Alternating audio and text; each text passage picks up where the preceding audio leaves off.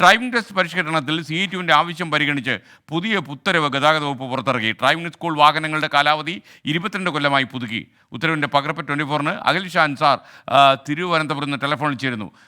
Akhil Shah Ansar, good morning, പറയൂ.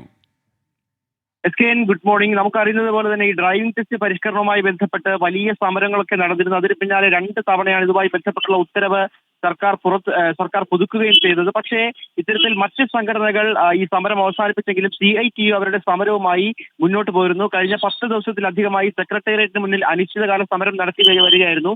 കഴിഞ്ഞ ദിവസമാണ് മന്ത്രിയുമായി ഒരു ചർച്ച CITU നേതാക്കൾ നടത്തിയത്. ആ ചർച്ചയിൽ എടുത്ത തീരുമാനങ്ങളുടെ അടിസ്ഥാനത്തിലാണ് ഇത്തരത്തിൽ 18 വർഷം കാലപ്പഴക്കമുള്ള വാഹനങ്ങൾ അല്ല, ഇനി മുതൽ 22 വർഷം വരെ കാലപ്പഴക്കമുള്ള വാഹനങ്ങൾ ഡ്രൈവിംഗ് ടെസ്റ്റിനായി ഉപയോഗിക്കാമെന്നുള്ള തീരുമാനം സർക്കാർ എടുത്തിട്ടുള്ളത്. ഒപ്പം ഈ ഡ്രൈവിംഗ് ഇൻസ്ട്രക്ടർമാർ നിർബന്ധമായും ടെസ്റ്റ് ഗ്രൗണ്ടിൽ ഹാജരാകണം എന്നുള്ളതാണ് മന്ത്രി ഉൾപ്പെടെയുള്ളവരും നേരത്തെ പറഞ്ഞിരുന്നത്. അതോടൊപ്പം തന്നെ ആ ഉത്തരവിലും കഴിഞ്ഞ ഉത്തരവിലും അത് പറഞ്ഞിരുന്നു. പക്ഷേ അതിപ്പോൾ മാറ്റിയിട്ടുണ്ട്.